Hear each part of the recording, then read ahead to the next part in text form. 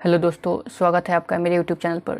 दोस्तों, इस वीडियो में मैं आपको डेली 5 क्वेश्चन बताता हूं प्राचीन इतिहास के, जो यूपीएससी ने पिछले साल पूछे हैं। अगर आप यूपीएससी का तैयारी करते हैं तो आप इस वीडियो को देखिए, आपके लिए फ़ायदेमंद होगा। एक और बात है दोस्तों, यह मेरा नया चैनल है, प्लीज़ आप लोग कोऑपरेट कीजिए और सपोर्ट कीजिए ताकि मेरा चैनल ग्रो करे। ओके दोस्तों, एक और बात, थोड़ा इधर नॉइज़ ज़्यादा आ रहा है इसलिए थोड़ा परेशानी होगा। ओके, चलिए पहला क्वेश्चन देखते हैं।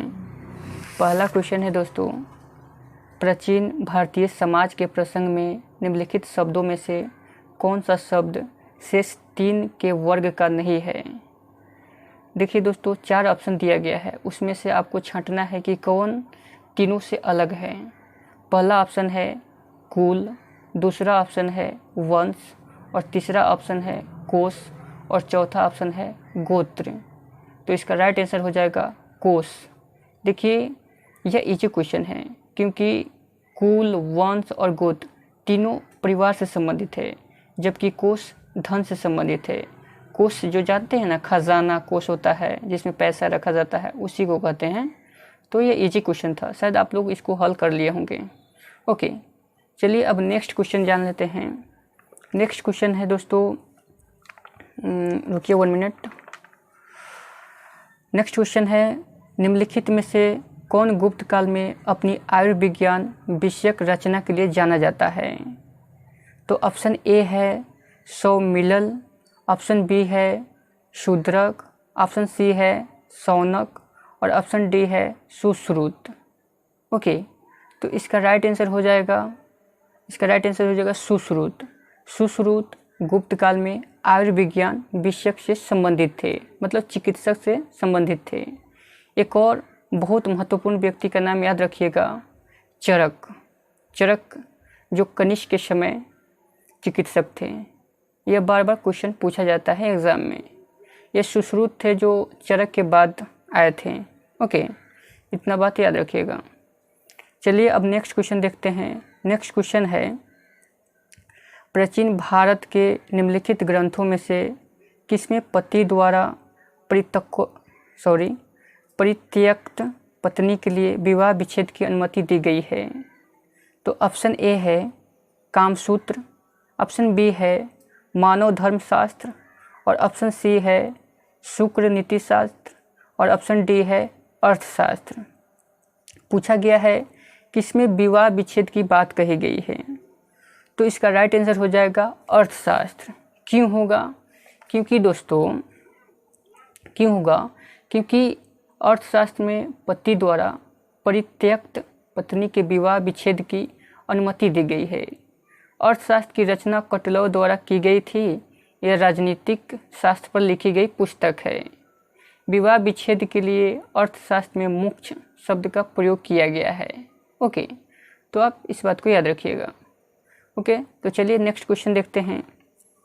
नेक्स्ट क्वेश्चन है, निम्नलिखित वक्तव्यों में से कौन सा एक वक्तव्य अशोक के प्रस्तर स्तंभों के बारे में गलत है।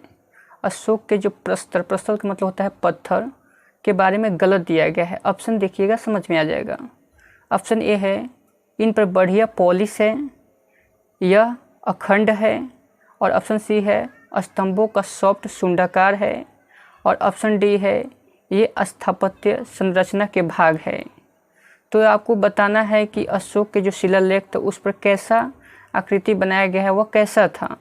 ओके, तो ऑप्शन ए सही हो जाएगा, इन पर बढ़िया पॉलिश है, बिल्कुल सही है। यह अखंड है, यह भी सही है। स्तंभों का सॉफ्ट शुंडाकार है, यह भी सही है।